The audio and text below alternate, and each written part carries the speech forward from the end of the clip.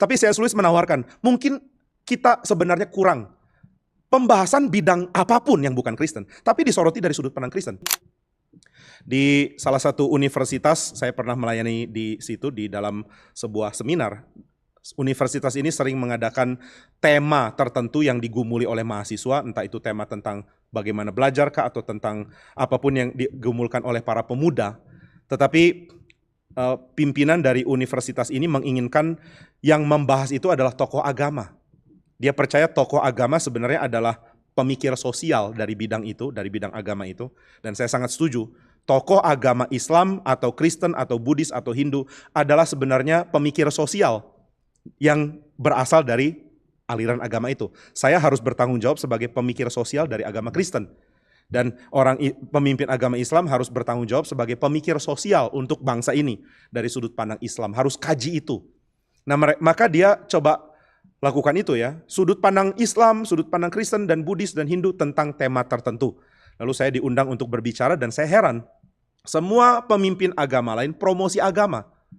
Ya, anak-anak muda, agama ini adalah agama wahyu atau agama ini adalah agama ini, kami punya hari raya ini. Saya bingung, ngapain ngomong itu ya? Membagikan data yang orang bisa akses dari Google atau dari Wikipedia atau dari buku-buku agama dasar gitu ya, dari agama itu. Lalu saya bingung, mereka cuma bahas bahan yang jadi tema itu mungkin cuma 10 menit terakhir dan pembahasannya etika standar, normal, umum, semua orang udah tahu.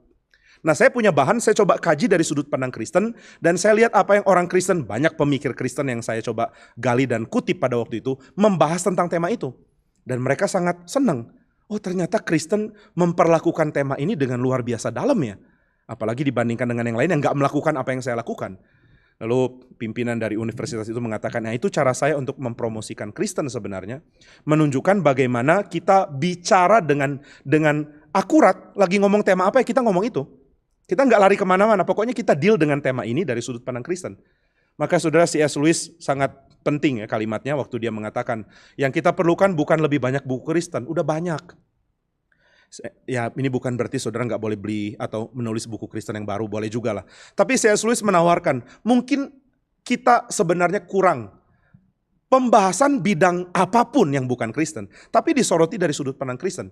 Kita perlu bidang lain dengan Christianity Latin, dengan kekristenan laten di dalamnya. Bahas tentang tema apa, tetapi dengan kekristenan laten di dalamnya. Siapa bisa lakukan ini? Seorang yang studi teologi, kemudian setelah itu mendalami bidang tertentu, atau seorang yang dalami bidang tertentu, lalu setelah itu coba studi teologi, studi secara amatir ya. Kita bisa ahli dalam satu bidang, lalu amatir di bidang lain. Saya adalah harusnya menjadi seorang yang komitmennya di teologi. Tapi saya bisa jadi orang amatir belajar tentang ilmu sosial atau ilmu politik atau tentang fisika atau apapun, amatir. Nah, karena saya belajar utama teologi lalu amatir bidang lain, saya bisa lebih kaya. Demikian juga saudara yang secara profesional, secara total mendalami sebuah bidang, saudara studi ekonomi misalnya, saudara adalah seorang ekonom, saudara yang ahli di dalam bidang ekonomi. Tapi saudara secara amatir belajar teologi, itu akan kaya. Dan saudara akan mengerti bagaimana kekristenan menyoroti bidang teologi.